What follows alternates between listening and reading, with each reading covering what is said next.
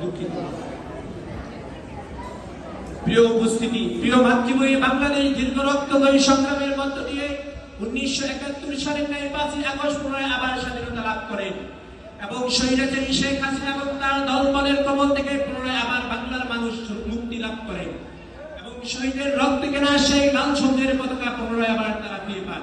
প্রিয় সাথী বন্ধুগণ, সুস্থ মস্তিষ্কের কোনো মানুষ কখনো কোনো জালিমের সঙ্গ করতে পারে না। মজলুমকে সাহায্য করা, মজলুমের পক্ষে কথা বলা, এটাই মানুষত্বের পরিচয় এবং ইমানি দায়িত্ব। তাই সেই ইমানি দায়িত্ব রক্ষার্থে এবং স্বৈরাচারী শেখ হাসিনা সমস্ত কুকর্মকে বন্ধ করার লক্ষ্যে সর্বপ্রথম সেই শাপলা চত্বরের ময়দানে ডাক দিয়েছিলেন হযরত মাওলানা আহমদ শফী রাহমাতুল্লাহি আলাইহি সহ বড় বড় উলামায়ে কেরামগণ।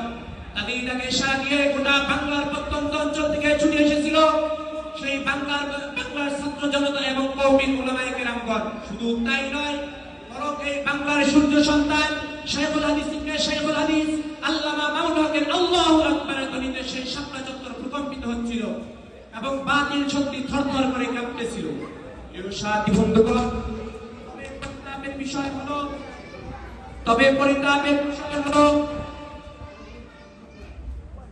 সাথী বন্ধুগণ,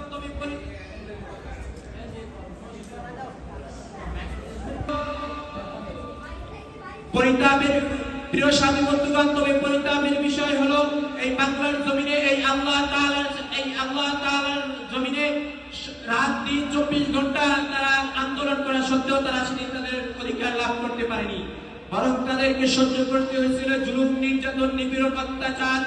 শুধু তাই নয়, তারা আবার 24 সালের 24শে জুলাই তারা আবারও মুসলমানদের উপর, নিরমানিসদের উপর জুলুম নির্যাতন করেছিল। তবে এই বাংলার ছাত্র জনতা এবং কওমি উলামায়ে কেরামদের কঠোরভাবে রুখে দাঁড়াবার কারণে তারা পরিশেষে পালিয়ে যেতে বাধ্য হয়েছিল। প্রিয় সাথী বন্ধুগণ, তাই আমি ওই সমস্ত জালেমদেরকে হুঁশিয়ার করে বলে দিতে চাই, তোমরা মনে করছো আলেম পড়ে গেলে ইসলাম থেমে যাবে, তোমরা মনে করছো আলেমদেরকে বন্দী করলে ইসলাম থেমে যাবে। না না, এটা কখনোই হতে পারে না।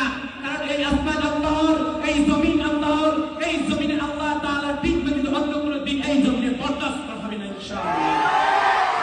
প্রিয় সাথী বন্ধুগণ, পরিশেষে ওই সমস্ত রাজনীতিবিদদের হুঁশিয়ার করে বলে দিতে চাই, যারা আগামীতে রাজনীতি করার প্রচেষ্টা করেছো, সাবধান হয়ে যাও। আবার যদি ক্ষমতার মস্তদে বসে মুসলমানদের বিরুদ্ধে কথা বলো, নবীর বিরুদ্ধে কটূক্তি করো, তাহলে শুনে রেখো, আবার যদি সংগ্রাম করতে হয় আবার সংগ্রাম হবে, প্রয়োজনে আবার শাপলা চত্বর কায়েম হবে, রক্তে সাগরের পানি লাল হবে, তবে আল্লাহর জমিনে কোনো কুলাঙ্গারের ঠাঁই হবে না।